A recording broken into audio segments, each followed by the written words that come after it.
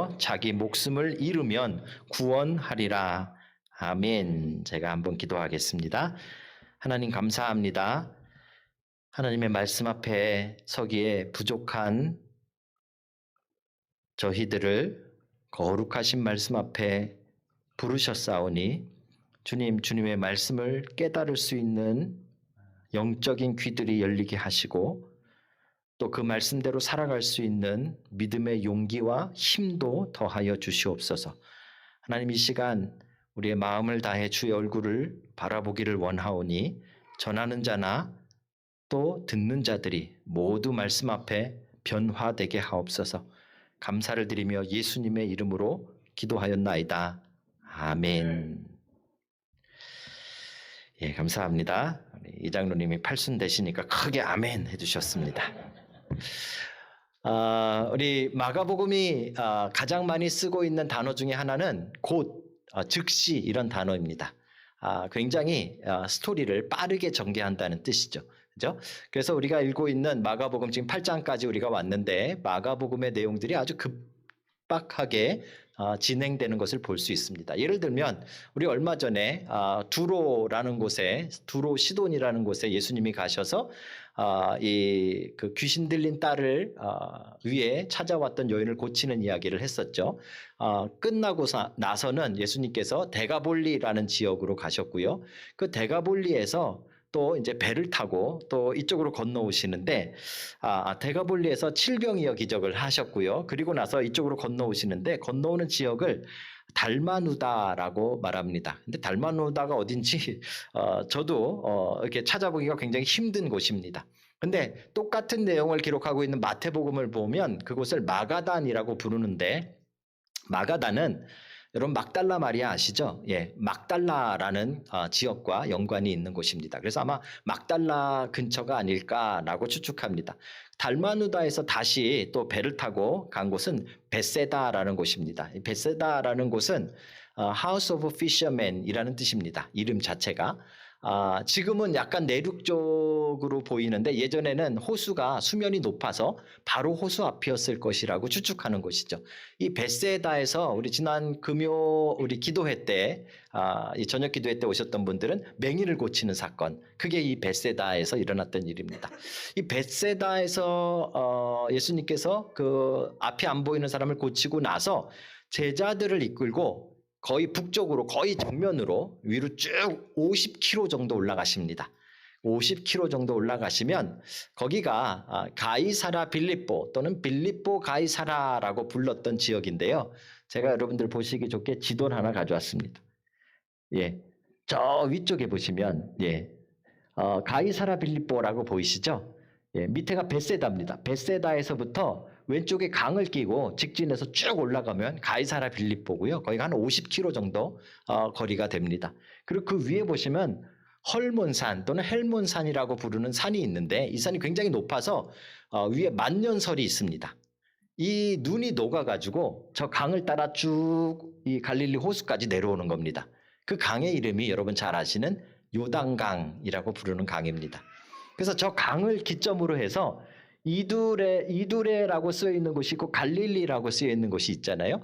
저 갈릴리라고 쓰여 있는 곳은 헤롯 안티파스라는 사람이 다스렸던 땅이고요.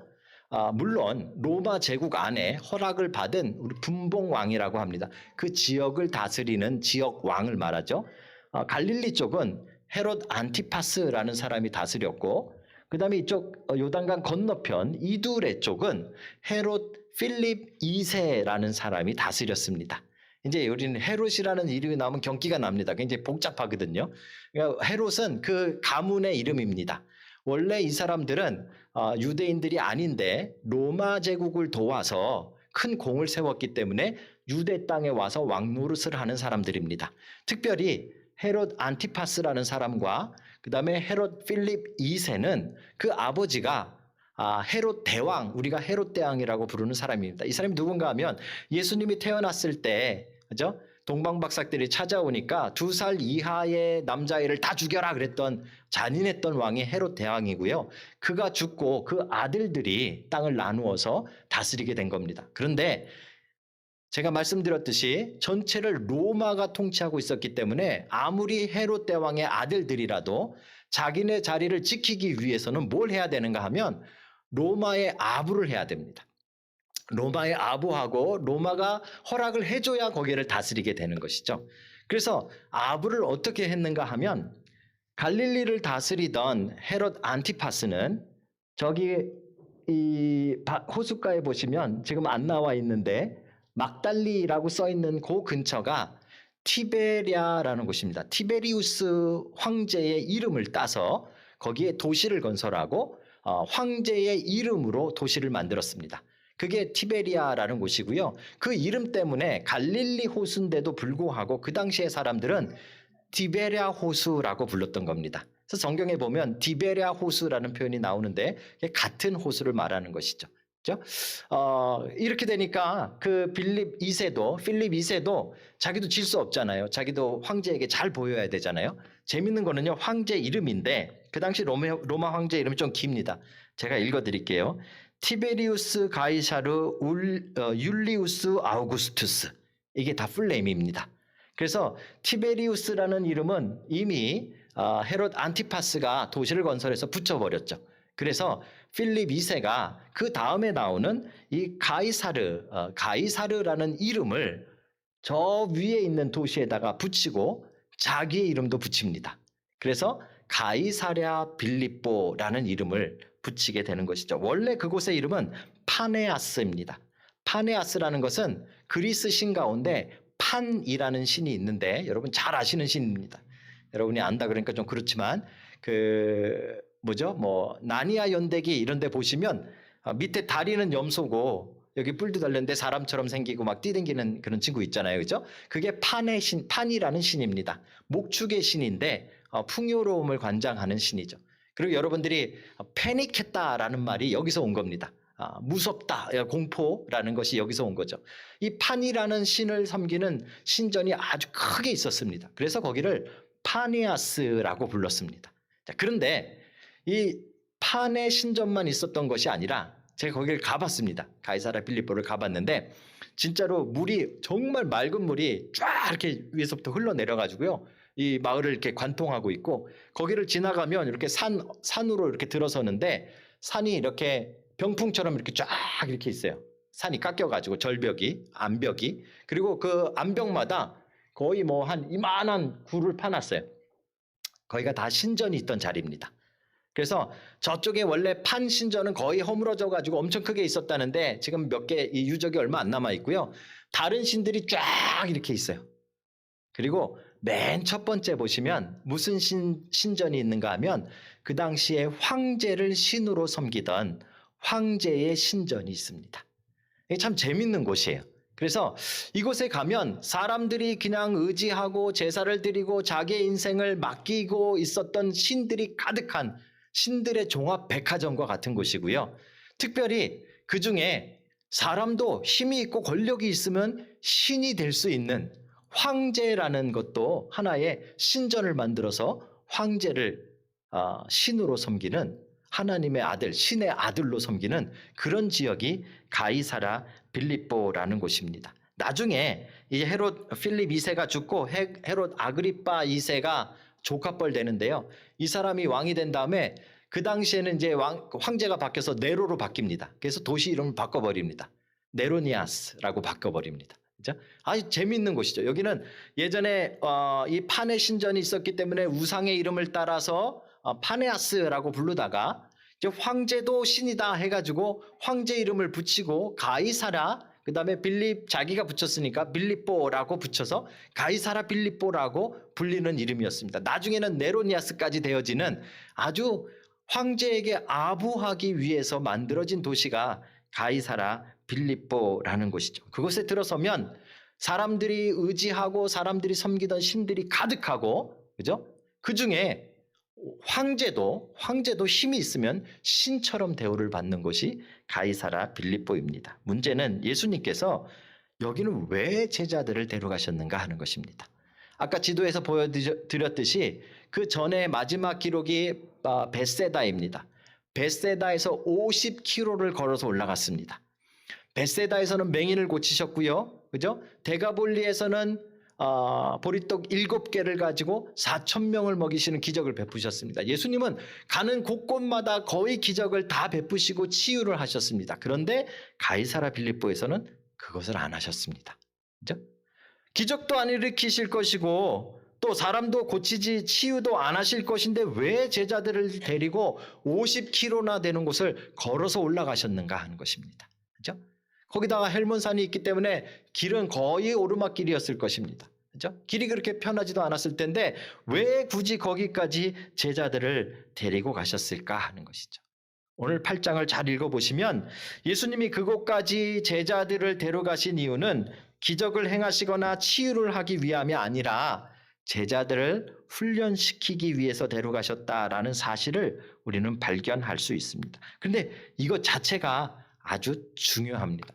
우리는 예수님의 제자가 된다라고 말하면 교회 와야 된다라고 생각하고 예수님의 제자가 된다라고 생각하면 기도원에 가서 기도 훈련을 좀 하거나 무슨 훈련원에 가가지고 뭐 좀 금식을 좀 해야 조금 더 예수님의 제자처럼 살 수 있다라고 생각합니다. 그런데 예수님은 정작 제자를 훈련하시기 위해서 세상 한복판으로 데려가십니다.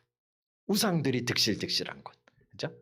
황제가 왕이 되려고 발버둥 치고 있는, 왕이 아니라 신이 되려고 발버둥 치고 있는 그곳 한복판에 예수님은 제자들을 데려가셔서 제자 훈련을 시키고 있다라는 거죠. 다른 이유가, 다른 목적이 없습니다. 치유도 없고요. 거기선 기적도 없습니다. 단 한 가지, 제자들 교육만을 위해서 그곳까지 올라가신 것이죠. 그렇죠?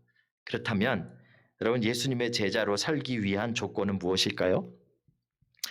우리가 이 부분을 많이 오해합니다. 예수님의 제자가 되기 위해서는 세상의 속세를 끊고 정말 맨날 찬양만 부르고 기도만 하고 이렇게 되면 예수님의 제자가 되는 길이라고 우리가 착각하죠. 그런데 예수님이 가르쳐 주신 예수님의 제자가 되는 첫 번째 조건은 세상 한가운데 서는 것입니다. 여러분의 일상 가운데 서는 것입니다.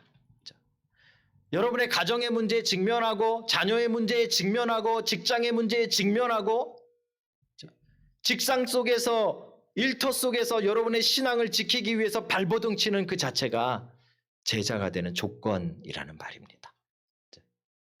기독교는 한동안 계속해서 두 가지 방향을 놓고 계속 왔다 갔다 했습니다. 한 가지 방향은 세상을 떠나서 우리들끼리 믿는 사람들끼리 열심히 믿고 믿는 사람들끼리 거룩하게 살아보겠다는 운동입니다. 또 한 가지는 세상 속으로 들어가서 세상을 바꾸고 세상 가운데 영향력을 끼치겠다라는 운동이었습니다. 여러분, 세상을 떠나고자 했던 이 운동은 거의 다 실패했습니다. 그 대표적인 운동이 무엇인가 하면 Desert Fathers라는 그런 운동입니다. 지금은 존재하지도 않고 기록만 조금 남아있지만 사람들이 이제 신앙을 더 열심히 살기 위해서, 신앙생활을 하기 위해서, 예수님의 제자가 되기 위해서 사막으로 들어가서 굴을 파놓고 그 속에서 몇십 년씩 살면서, 혼자 살면서 돌을 닦으며 하나님을 섬기고자 했던 운동이 있었습니다. 영화 같은데 엑소시스트인가요? 엑소시즘인가요? 그 영화 보시면 거기서 사람 와가지고 이렇게 귀신 쫓는 그 신부가 나오는데 그게 그 사람들입니다. 사막의 교부들, 데저트 파더라고 합니다. 그 사람들이 남긴 글을 보면 하루 종일 앉아가지고 눈을 감고 사단이 어떻게 유혹하고 귀신이 나타나고 천사들이 와서 도와주고 싸우고 맨날 이런 것만 기록해놨습니다. 결국 지금 신비주의의 근간이 되어졌던 것이 데저트 파더들입니다. 그렇죠?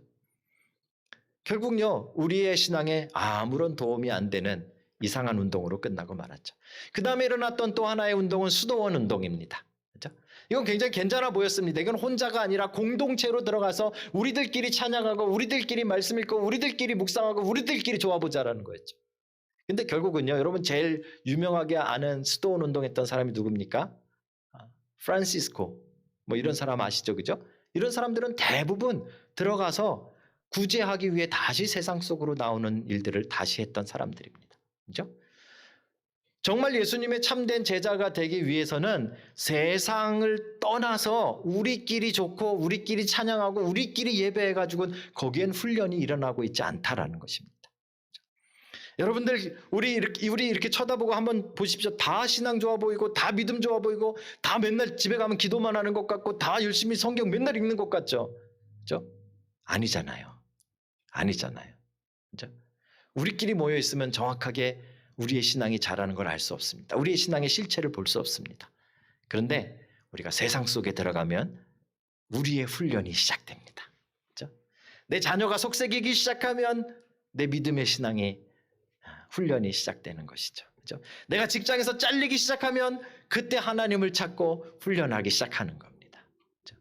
오늘 예수님께서 제자들을 그냥 여기에 그냥 널널히 데려가신 것이 아니라는 사실을 우리는 기억해야 됩니다. 예수의 제자가 되기 위해선 세상 한복판에 서셔야 됩니다. 그죠? 여러분의 일상의 문제에 페이싱 하셔야 됩니다. 직면하셔야 됩니다. 그죠? 가정의 문제, 자녀의 문제, 직장의 문제, 그죠?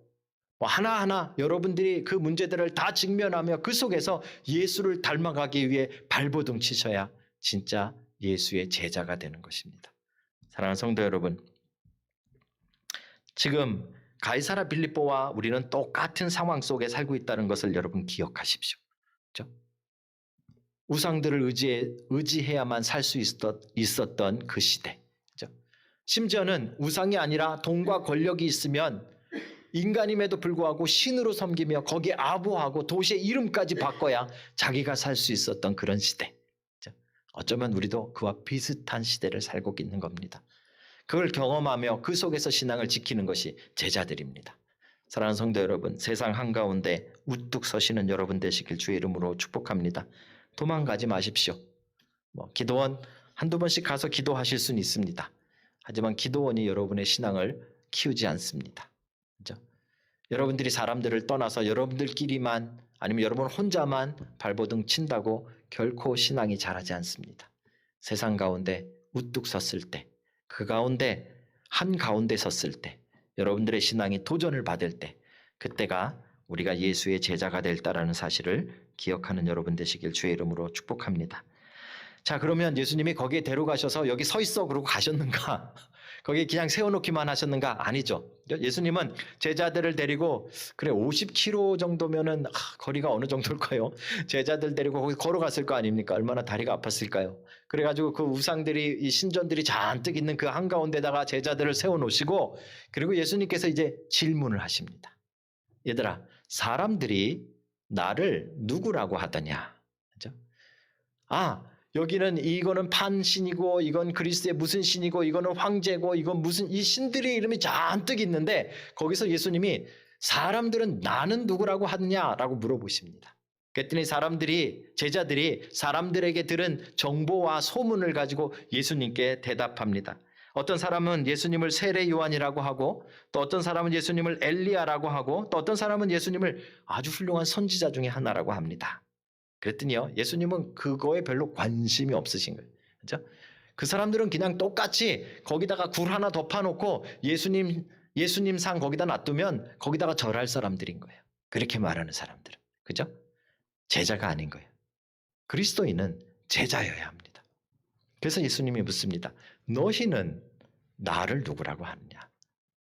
이 질문이 예수님의 질문이에요. 오늘도 똑같습니다. 예수님은 성경에 나에 대해서 뭐라고 써 있느냐? 별로 그렇게 여러분들에게 중요하지 않습니다. 그죠? 사람들이 예수님에 대해서 뭐라고 평가하느냐? 그것도 별로 중요하지 않습니다. 여러분 자신이, 여러분 한 사람 한 사람이 예수 그리스도를 누구라고 말하느냐? 이것이 중요하다는 것이죠. 그죠? 그랬더니 눈치 빠른 베드로가 바로 예수님을 가장 만족시킬 만한 대답을 합니다. 주는 그리스도시요 메시아라는 말입니다. 아까 아이들에게 설명한 대로 기름 부음 받은 자입니다. 메시아, 구약에 쓰던 메시아나 신약에서의 그리스도는 똑같은 말입니다. 그렇죠? 그리고 하나님의 아들이십니다. 그렇죠? 그리스도는 그냥 인간이 아니라 하나님의 아들이라는 말입니다. 베드로가 이것을 고백합니다. 그렇죠? 이 고백은 대단한 고백이었습니다. 이 고백이 얼마나 대단한가 하면 마태복음에서는 예수님께서 이 고백을 들으시고 나서 베드로에게 사람들에게 이렇게 말합니다. 내가 이 반석 위에 이 고백 위에 교회를 세우리라. 그렇죠? 예수님의 교회는 그냥 세워지는 게 아니라 이 고백을 한 사람들 위에 세워지는 겁니다. 그렇죠? 예수님을 그리스도로 하나님의 아들로 고백하지 않는 사람들은 100만 명, 1000만 명 모여도 교회라고 부르지 않는 겁니다. 이단을 구별하는 건 너무 간단합니다. 정말 성경이 말씀하신 그 예수님을 하나님의 아들로 고백하면, 그죠? 그게 교회가 되는 겁니다. 그리고 예수님이 그 다음에 베드로에게 이렇게 말씀하십니다. 내가 천국의 열쇠를 너에게 주리니. 그죠? 이 대단한 말이었습니다. 사실은 이제 신학자들은 우리 개신교에서는 이것을 이 고백에다가 두고 있습니다. 중점을. 그런데 천주교에서는 이 고백을 한 베드로에게 두죠. 왜냐하면 베드로 이름 자체가 반석, 돌멩이란 뜻입니다. 그러니까 베드로에게 열쇠를 줬다라고 믿습니다. 그래서 베드로가 1대 교황입니다. 그래서 교황이 되려면 그 즉위식을 할 때 그 열쇠 모양을 이렇게 물려받습니다. 그 이유가 무엇입니까? 그 이유가 바로 지금 베드로부터 받았던 천국의 열쇠를 교황들이 물려받는 것입니다. 그게 바로 이 마태복음이 오늘 본문을 다르게 기록하고 있는 그 내용 때문에 그런 것이죠. 그렇죠? 그러니까 얼마나 중요한 본문입니까? 사실 천주교는 거의 이 본문 위에 세워졌다라고 봐도 과언이 아닙니다. 우리는 이것을 고백의 중요성으로 봅니다. 신앙 고백. 그렇죠? 마가복음은요. 우리가 읽고 있는 마가복음은 얼마나 중요하게 여길까요? 마가복음은 이 고백 before와 after를 나눕니다. 이 고백부터 그 다음부터 예수님은 자신이 십자가에 달려 돌아가실 구세주이심을 그때부터 비로소 밝혔다 이렇게 말합니다. 이 고백은요. 이 마가복음을 바꿔놓는 이 분기점이 됩니다. 전환점이 됩니다. 그만큼 이 베드로의 고백은 정말 대단한 것이었다는 거죠. 이게 왜 대단한 고백인가 하면 베드로가 그리스도라고 말한 이 그리스도가 아까 말씀드린 대로 하나님의 아들, 하나님으로 인정하고 고백한 겁니다. 개의 아들은 뭐죠? 개. 딴 거 말하시면 안 돼요. 개의 아들은 개. 그렇죠? 사람의 아들은 사람. 그렇죠? 하나님의 아들은 하나님. 존재론적인 설명입니다. 그렇죠? 그래서 지금 베드로는 눈에 보이는 만져지는 그 예수 그리스도를 지금 하나님이라고 고백한 겁니다. 그렇죠? 그런데 이게 장소가 다른 신들, 다른 하나님들이 잔뜩 있는 상황에서 주님이 정말 그리스도요 하나님이십니다라고 고백했으니까 이건 정말 대단한 의미가 있는 것입니다. 사람들은 다 황제에게 절하고 황제를 의지하고 황제를 믿고 황제의 힘을 얻으며 살려고 하고 있을 때 사람들은 다 그리스의 여러 가지 신들을 거기에 만들어 놓은 신들을 의지하고 거기에 제물을 바치고 거기에 잘 보이고 거기에 아부해서 살아가려고 할 때 우리는 당신을 의지합니다. 우리는 예수 그리스도를 의지합니다. 라고 고백하는 것입니다. 우리의 인생이 당신에게 달려 있습니다. 라고 고백하는 것이죠. 그렇죠? 이 고백은 엄청난 고백입니다. 놀랍게도 제자가 되기 위해서는 이 고백이 절대적으로 필요하다라는 것입니다. 예수님의 제자가 되는 두 번째 조건은 그래서 바로 이 예수님을 나의 하나님으로 고백하는 고백입니다. 사랑하는 성도 여러분, 여러분들에게 이 고백이 있으십니까? 입으로만 하는 거 말고요. 여러분의 인생이 하나님의 것임을 여러분 믿으십니까? 그것을 믿는 것이 제자의 삶을 사는 것입니다. 그렇죠? 어떻게 하면 우리는 조금 더 그것을 믿으며 살아갈까를 애쓰는 것이 신앙생활인 것이죠. 그렇죠? 여러분이 어려움을 당했을 뿐만 아니라 여러분들이 잘 나갈 때도 여러분의 인생이 하나님의 것임을 믿는 여러분들 되시길 주님의 이름으로 축복합니다. 예수님을 믿는 제자의 삶은 아주 치열한 삶입니다.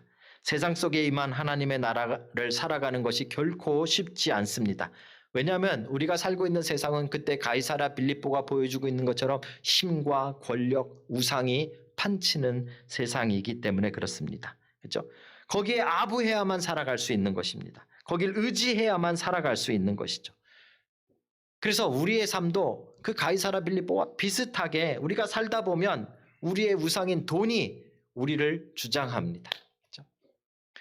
세상의 힘이 우리의 인생을 막 흔들어 놓습니다. 나는 그렇게 안 가려고 했는데 어쩔 수 없이 그쪽으로 막 몰려가게 되고 어쩔 수 없이 다른 사람들처럼 이거 하게 되고 어쩔 수 없이 다른 사람들에 의해서 이렇게 가게 되어지는 그런 인생의 흔들림을 우리가 경험하게 됩니다. 여러분 그때가 바로 우리도 가이사라 빌립보에 서 있는 때입니다. 그때 우리도 선택을 해야 됩니다.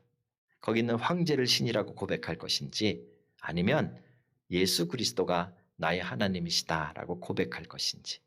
그렇죠? 사랑하는 성도 여러분, 예수 그리스도를 의지하고 예수 그리스도가 참 하나님임을 고백하는 여러분들 되시기를 주님의 이름으로 축복합니다. 이건 정말 실제적입니다. 여러분 한번 저도 마찬가지고요. 저도 이 맨날 매일같이 어쩌면 가이사라 빌립보에 서는지 몰라요. 돈이 내 인생을 책임져 줄 것인가? 하나님이 내 인생을 책임져 줄 것인가? 여러분 정말 심각하게 이 도전을 받으십시오. 여러분들이 돈이 아니라 정말 하나님이 내 인생을 책임지실 것이라는 것을 믿는 순간 여러분들이 제자의 길을 걷는 것입니다.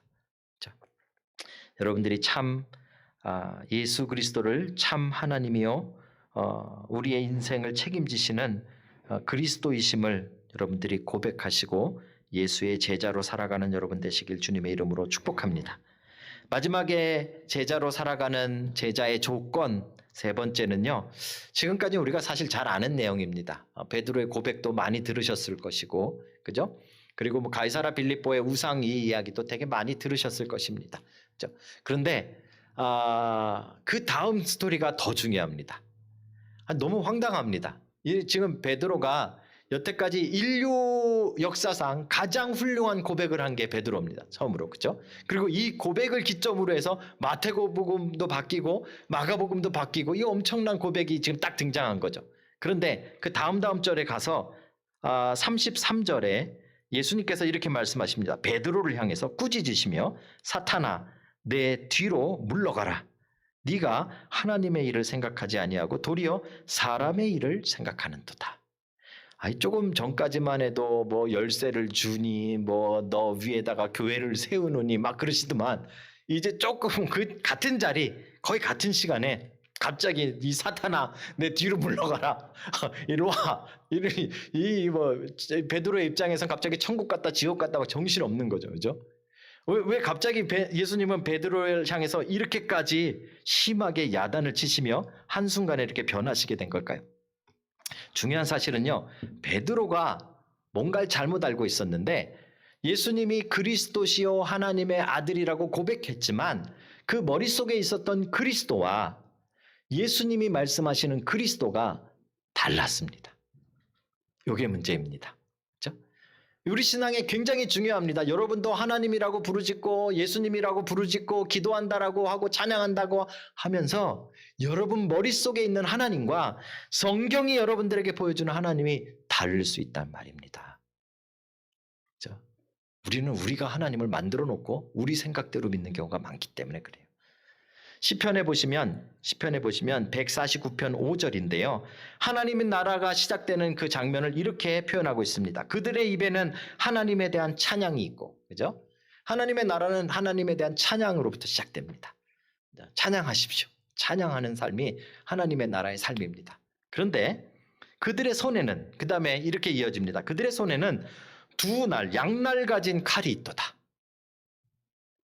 이게 좀 애매한 부분입니다. 하나님의 나라를 만드는데 찬양을 하면서 한 손으로는 칼을 들고 휘두르면서 하나님의 나라를 만든다고 시편 기자가 이야기한 겁니다. 유대인들은 구약의 사람들은 이걸 그대로 믿었기 때문에 이제 메시아가 오면 그리스도가 오면 죽지 않는 그리스도, 그죠? 결코 죽지 않는 그리스도가 칼을 들고 앞서 나가시고 자기들도 칼을 차고 예수 그리스도와 함께 로마를 무찌르고 바벨론을 무찌르고 다른 나라들을 정복하고 온 세상을 하나님의 나라로 만들 것이라는 하나님 나라 개념이 그들에게 있었습니다. 그리스도는 죽지 않는 사람입니다.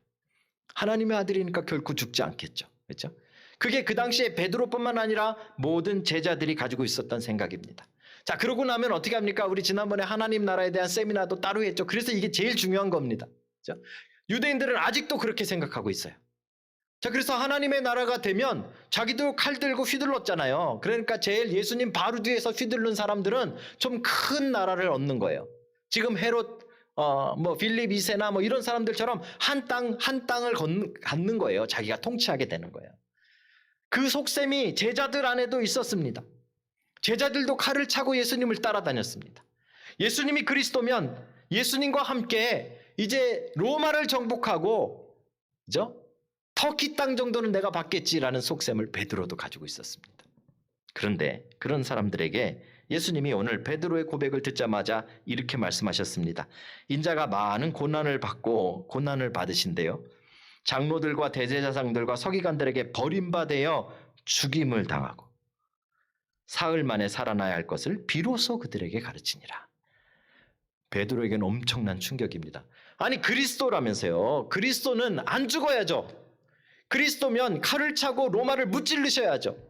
그래야 나도 따라다니며 같이 조금 하고 휘두르는 척 하다가 나도 땅 좀 얻을 텐데, 나도 큰 자리 하나 하게 될 텐데, 갑자기 그리스도가 고난을 받고 죽는다니까 베드로가 충격을 먹은 거예요.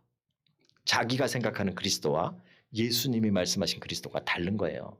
여러분 잘 보세요. 여러분도 그런 그리스도를 믿고 있는지. 그렇죠? 예수님이 말씀하시는 구원자는 십자가에 달려 죽는 구원자였어요. 우리의 죄를 대신해서 희생당하시는 구원자였어요. 그런데 베드로의 머릿속에 있는 그리스도는, 구원자는 칼을 차고 로마를 정복하는 구원자였어요. 내 생각과 다른 거예요. 그러니까 베드로가 이걸 가만히 있지 않고 32절에 보시면 예수님을 붙들고 항변했다 이렇게 말합니다. 옛날 성경에는 예수님을 붙들고 간하였다 이렇게 말합니다. 간하였다, 항변하였다, 이게 뭔 말입니까? 항변이 여러분 뭡니까? 항상 뱃속에 있는 변? 아닙니다.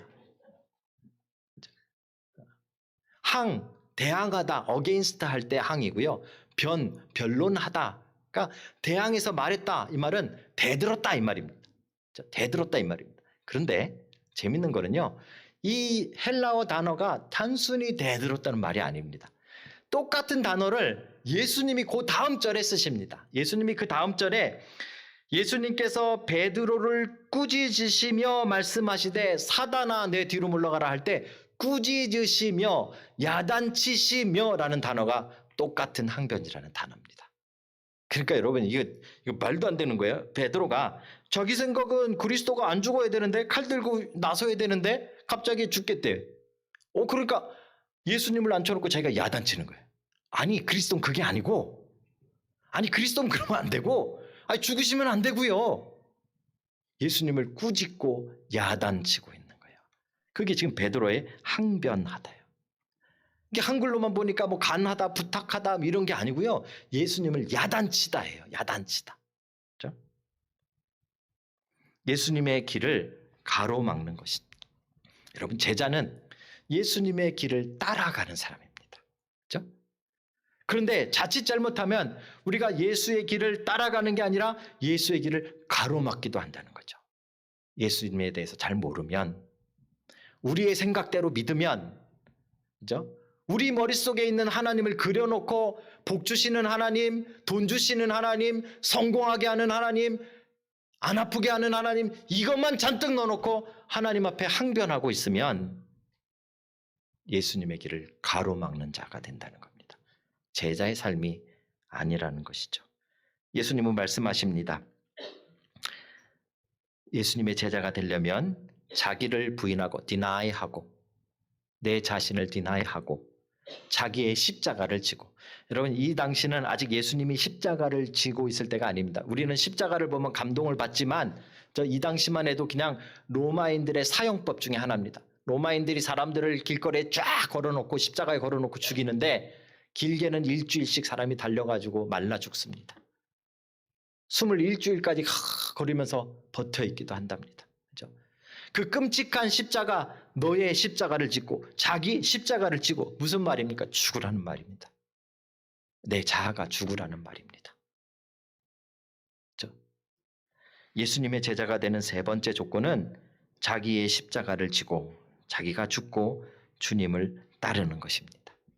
말씀을 준비하다가 이 항변이라는 말씀 때문에, 항상 있는 변 말고 이 항변, 예수님 앞에 대들었다, 아니 예수님을 야단쳤다, 이 너무 웃긴 거예요. 베드로가 아니 조금 칭찬받았다고. 그죠? 뭐 천국에 열쇠를 준다고 그랬다고 지가 천국 주인인 줄 알아. 예수님 앉혀놓고 막 야단을 쳐요. 이게 말이 됩니까? 이렇게 건방진 놈이 어디 있습니까?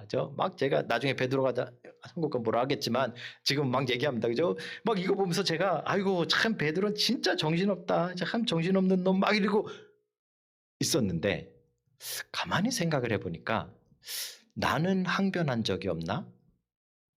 머릿속에 막 떠오르기 시작하는 거예요. 제가 언젠가도 말씀드렸지만 제가 직장 생활을 처음 막 시작할 때 24살 이제 대학 졸업하자마자 딱 직장에 들어갔는데요. 저희 집이 쫄딱 망해가지고 집도 경매당하고 그다음에 집에 있던 기구들도 다 경매당해서 거의 길바닥에 앉게 생겼어요. 하나님 앞에 제가 기도했습니다. 그때 금식까지 하면서 어떻게 기도했을까요? 하나님 도와주세요 이랬을까요? 아니고요. 하나님 어째 나한테 이럴 수 있습니까? 하나님 해도 너무하신 거 아닙니까? 그죠? 우리 아버지는 평생 구멍가게 같은 조그마한 목회하다가 그죠? 찢어지게 가난해가지고 기껏 하나 지금 뭐 그것도 반 연립 요만한 거 하나 자기 이름 됐다고 저렇게 좋아하는데 이제 그거 날려먹게 생겼는데 하나님 어떻게 그럴 수 있습니까? 제가 막 하나님 앞에 항변을 했습니다. 항변. 그리고 제가 생각해 봤습니다. 그게 처음이자 마지막이었을까? 너무 많습니다. 너무 많습니다. 우리는 조금만 내 생각과 다르면, 조금만 내 기대와 다르면, 조금만 내가 기대했던 일이 아닌 일이 나에게 일어나면 하나님을 향해서 항변합니다. 하나님 도대체 왜 나한테 이러시냐고. 하나님 정신이 있으십니까 없으십니까? 감히 우리가 하나님을 놓고 하나님을 야단치고 앉았습니다. 왜요? 내가 생각한 게 맞다는 거죠. 그게 예수님의 길을 가로막는 것입니다. 사랑하는 성도 여러분, 여러분들은 어떠십니까? 저는 이 말씀 준비하면서 너무 나중엔 부끄러웠어요. 진짜 많다. 제가 제일 그래도 좀 부드럽게 항변한 게 그거예요. 그거 말고 심한 항변 엄청 많습니다. 완전 뭐 바닥에 들어놓은 때를 부리는 거죠. 바닥에 막 들어 누워가지고 죽여라 하고 막 거의 그런 식으로 하나님 앞에 여러분 기도하잖아요, 우리가. 베드로가 그거 한마디 했다가 사탄아 내 뒤로 물러가라 하셨던 거예요. 여러분들은 항변하지 않으십니까? 여러분들은 예수님의 여러분들의 인생을 향해 이루고 계시는 그 일들을 하나하나 순종하며 여러분들의 십자가를 지고 여러분 자신을 부인하고 순종하며 따라가고 계십니까? 아니면 가다가 걸릴 때마다 예수님께 따지고 가다가 어려울 때마다 예수님께 따지고 내 생각과 다를 때마다 예수님께 항변하며 혹시 살아가고 있지는 않습니까? 예수님의 제자가 된다라는 것은요. 나를 디나이하고 내 자신을 부인하고 내 십자가를 지고 예수님의 길을 따라가는 것입니다. 내 길을 만들어가는 것이 아니라 예수님의 길을 따라가는 것입니다. 특별히 청년들 잘 들으십시오. 하나님은 여러분의 인생을 그냥 도와주는 도깨비 방망이가 아닙니다. 그래서 하나님의 아들이라고 베드로가 고백한 겁니다. 우리는 죽었다 깨나도 사람의 아들입니다. 존재론 자체가 다른 겁니다. 우리가 감히 하나님이 하시는 일을 하나님이 나를 위해서 가장 좋은 계획을 세우고 가장 좋은 길로 가장 맞는 시간에 인도하고 계시는데 그 하나님을 향해서 우리가 앉혀놓고 하나님 이게 아닙니다. 저렇게 가야 됩니다. 이게 틀렸습니다. 왜 이러십니까? 우리 항변을 멈춰야 예수의 제자가 되는 것입니다. 사랑하는 성도 여러분, 우리는 믿음 가운데 살아가야 됩니다. 그렇죠? 그 당시에 가이사라 빌립보에서 사람들이 야 정말 내가 돈이 없으면 판신에게 갖다가 재물 바치고 내 양들이 많아지게 해주십시오. 그러면 양들이 많아질 것이라고 믿고 살아가고 그렇죠? 또 다른 우상에게는 또 아들 딸 많이 낳게 해주십시오. 또 뭐 재물 바치면 또 자식이 많아질 것이라고 믿고 살아가고 혹시 하나님에게도 이렇게 살아가고 계시지 않습니까? 지금 이곳까지 끌고 오신 예수님의 의도를 파악하십시오. 그죠? 그곳에 그 한가운데 서서 남들은 다 우상에게 의지하고 의상에게 아부하며 살아갈 때 우리는 주님만을 따라가겠다고 고백하는 그 믿음으로 살아가야 하는 것입니다. 사랑하는 성도 여러분, 그런 제자의 삶은 예수님이 하나님이 책임지시는 겁니다. 그렇죠? 여러분과 제가 인간의 아들, 인간의 딸인 우리가 죽었다 깨나도 우리의 인생의 최고의 계획을 못 세웁니다. 죄송하지만 여러분이 지금 가지고 있는 여러분의 인생의 최고의 계획이 아닙니다. 틀립니다. 그렇죠? 하나님이 우리를 인도하실 때 우리가 이해하지 못하지만 우리는 왜 이 일이 지금, 왜 이 고난이, 왜 어려움이 지금 있는지 모르지만 죄송하지만 그게 하나님이 완벽하게 세우신 계획입니다. 그렇죠? 그 계획 속에서 여러분 자신을 부인하고 십자가를 지고 따라가는 제자가 되시길 주의 이름으로 축복합니다. 예수를 믿는다는 것은 그냥 예배 시간에 잠깐 왔다가 가는 것이 아닙니다. 예수를 믿는다는 것은 그냥 찬양 몇 번 불렀다고 되는 일이 아닌 겁니다. 예수를 믿는다는 것은 정말 힘과 권력과 돈과 명예와 이 엄청난 우리가 감당하기 힘든 이 세상에 둘러싸여 한가운데 서는 것입니다. 그리고 그곳에서 내 인생을 책임지시고 인도하시는 하나님께 신앙을 고백하는 것입니다. 그리고 우리에게 어떤 일이 닥칠 때마다 어떤 문제를 만날 때마다 우리가 그 문제 앞에서 나를 부인하고 내 십자가를 지고 내 방법을 내려놓고 주님의 방법을 인정하고 찬양하며 따라가는 것입니다. 여러분들에게 이 놀라운 제자의 삶이 경험되시길 주님의 이름으로 축복합니다.